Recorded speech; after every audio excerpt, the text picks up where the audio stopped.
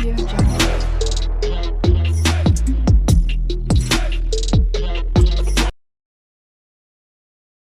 As a family, we say when we talk about the mother, she's most attached to her kids, Yeah. to her husband. Okay, so how she will find inner happiness and grow her spiritual path? Good question. Good. So you brought out some good qualities of women, that women has the role of mother, the role of the wife. Wife. Yeah. So if you have God in the center, if you understand the scriptures properly, you can play those roles perfectly. Okay. Like Sita Maiya, she played the perfect role of a wife. So Yes. duty of a wife is, even if the husband goes through bad times, you stay with him. Sita was the daughter of a great king, Janak. But when Ram was sent to the forest, Sita also went. Yeah. So she understood that my duty is to serve the husband, whether he's in the palace or not. So this kind of, therefore, hearing these women should hear personalities like Sita Maiya, Kunti Maharani, Draupadi, then you will get those qualities. Men should hear qualities of personalities like Krishna, Lord Ram, all these great personalities, all the great saints, you will get these qualities.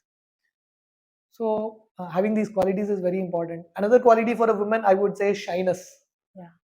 To being a little shy, being bold is definitely good, but then being bold in a different sense, it really it changes the whole mood of the society. Yeah.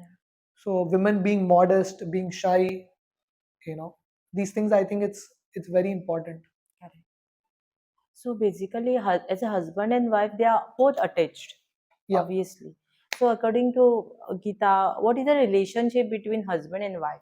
Yes. So good. The question of attachment. Ideally, the husband should be attached to Guru Okay. and the wife should be attached to husband. Okay. That means the man, the husband, who's actually leading the family, he should follow a Guru. Okay. Matlab, in line with God, he should follow that. And the wife follows the path of husband. That means both husband and wife will progress on a spiritual path. Right? Otherwise, if a man is just attached to, if the husband is attached to wife is attached to husband, and they don't know what is the purpose of life, then both are just lost. And then children will be lost at the end. So family unit, matlab, it's a responsibility. So there's a very beautiful shloka in the scriptures which says, Sa Guru, Sa Pita Chapi, Sa Mata Bandhavopi Sa, Shikshaye Te Sada Smartum, Harer Namaiva Keval. So this verse says, if someone is a Guru, if someone is a father, Mata, if someone is a Pita, if someone is a husband, it is their duty to help their dependents connect to God. Okay. Okay? If someone is a mother and father, they have to gradually train the child that we will eternally not be with you. Okay. Your real mother and father is that Supreme Lord. So the father and mother help the child to connect to God. Okay. So if you have this kind of training, then in the family unit, they can be love for each other, but in keeping God in the center. Therefore, in our Vedic culture, family life was called Grahastha Ashram. What does Grahastha Ashram mean? Ashram means ashray. You understand the word ashray? Ashray means shelter. Yeah. Ashram, like this is an ashram.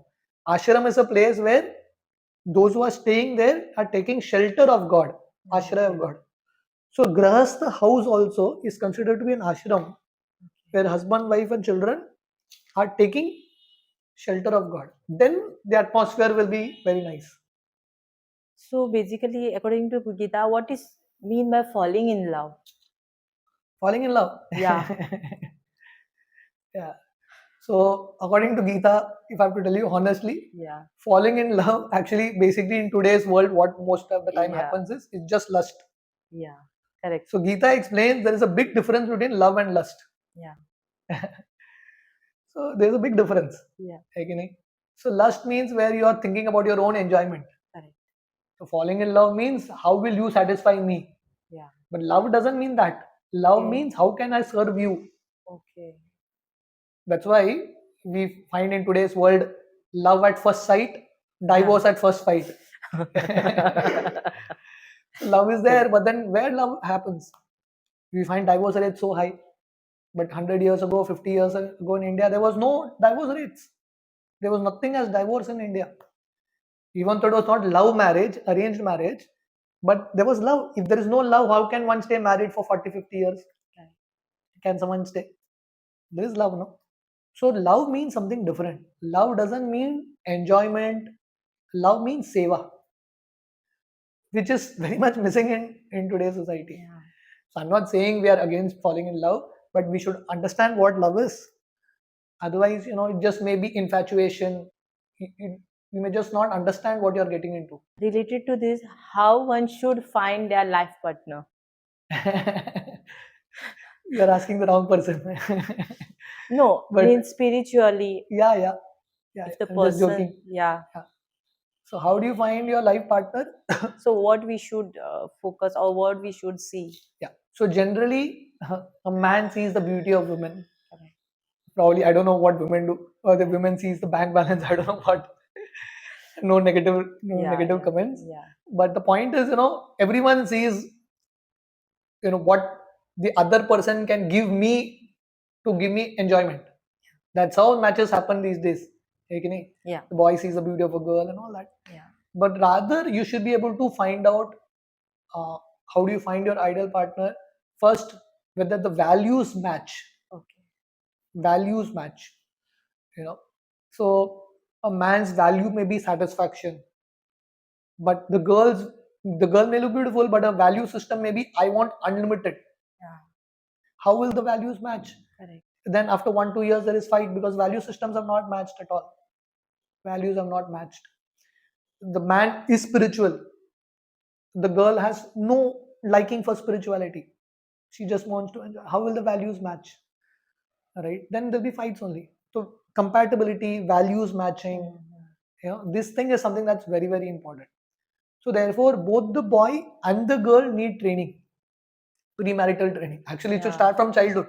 Okay. The parents should train the boy and the girl right from childhood. What should be the values? What you should be looking for? And then that when the match happens, it can be good. Yeah, As a definitely girl, beauty is there and all these things are there, but not replacing the internal beauty, the character, and all those things. That will actually make a person beautiful. so as we say about Grahastha ashram, so when we go through it, when we lose somebody, we Yeah. have that grief, we have that loss inside our heart. Yeah. How to overcome that thing?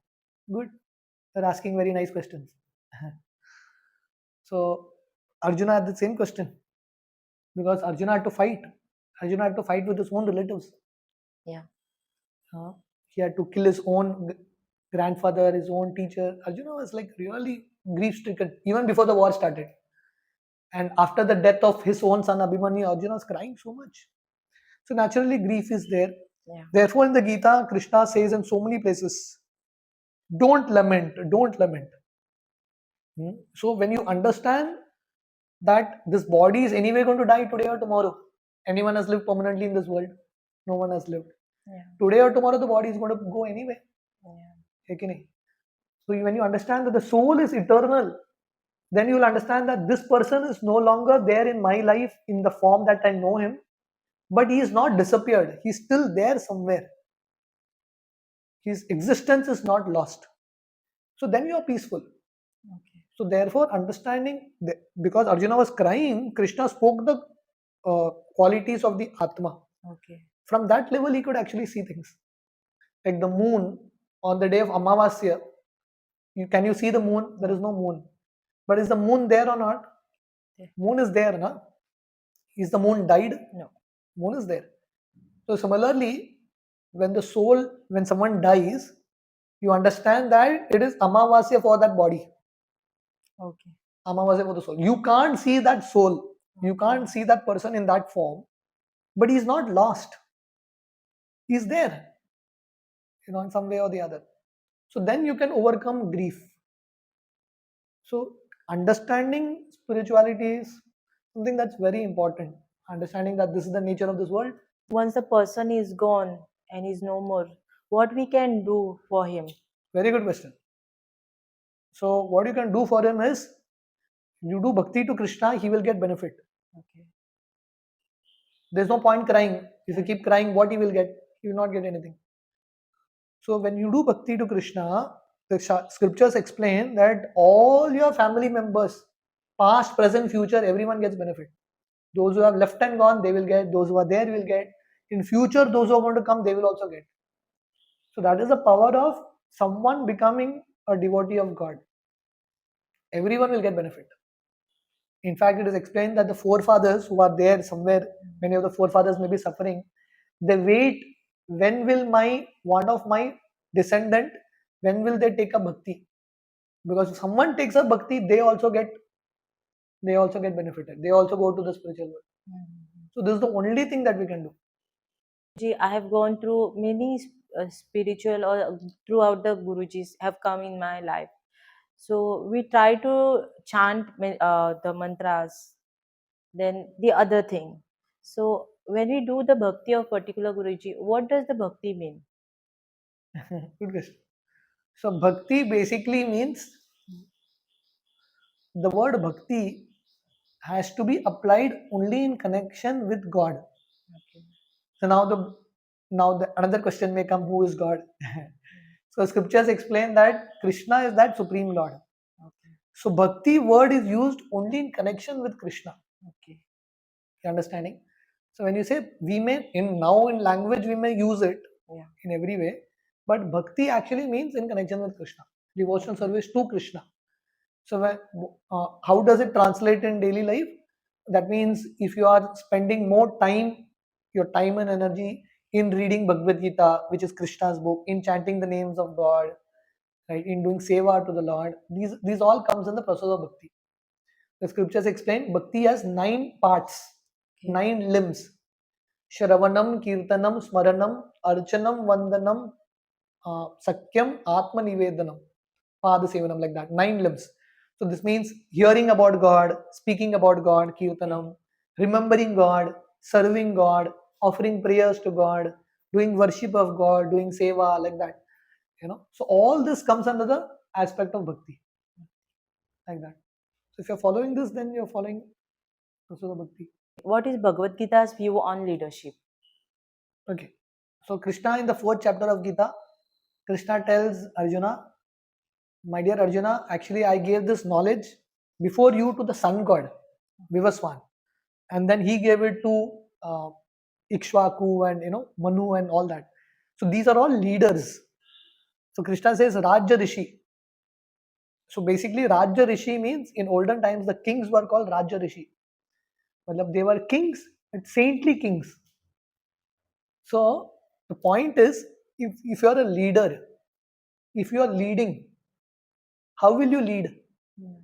On what principles you will lead? If you don't have any principles only, what will you lead? You are actually cheating yourself and the public. So being a leader is a very high responsible post. See, why did Krishna want Yudhishthir to become the king? Duryodhana also was the king. Yeah. Duryodhana also was ruling. What was the problem? Duryodhana was ruling without principles. No principles. Yeah. So Krishna thought, if the leader is like this, then the followers also will do this. So for the leader to have principles and to understand principles is important. Okay. So Bhagavad Gita in one sense is like a very important book for human society. If human society, so Krishna has spoken Bhagavad Gita to Arjuna, who is again a leader.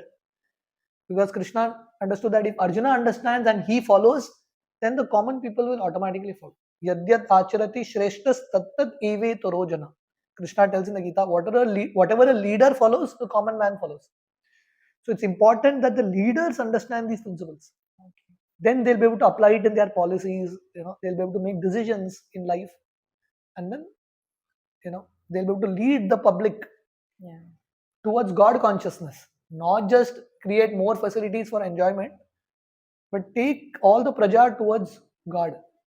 That is what the duty of the leader is. So Bhagavad Gita is crucial for leaders. Crucial. In fact, in all leadership programs, Bhagavad Gita should be taught. And what if the Bhagavad Gita was not spoken only? What this world could be? The world is already chaotic. Yeah. The world wouldn't have been there only. It would have been They're destroyed. So even though people don't understand the power of Gita, but it is actually these books like this and the teachings that people have been following, the world is still intact. And especially you'll find in this land of India, you'll find, even though Kali Yuga is, it's gradually growing, but still you'll find, that spirituality is very vibrant in this in this land because of scriptures like Bhagavad Gita, Bhagavatam, and all this. And what is the main message from Bhagavad Gita? Yes, the main message of Krishna from the Bhagavad Gita is that we are all children of God, right? We have somehow come in this world, which is a place of suffering, because we made wrong choices in life, we made wrong decisions in life, we have these desires for enjoyment separate of God. So the message of Gita is we need to change our desires. Once the desires change, words will change, actions will change, reality will change. So everything starts with desire. The world today is because of desire, right? People are suffering because of desire. So we have to change desires. Now desires are all rooted towards my own enjoyment, bodily enjoyment. When we change desires, this is Gita's message, when we change desires to God's enjoyment, giving satisfaction to God, serving others, having a purpose in life, then actually life can be very, very glorious. I'm very thankful for these all the answers which have enlightened me throughout this throughout these questions. Thank you, John. Thank you. Thank you. Hare Krishna.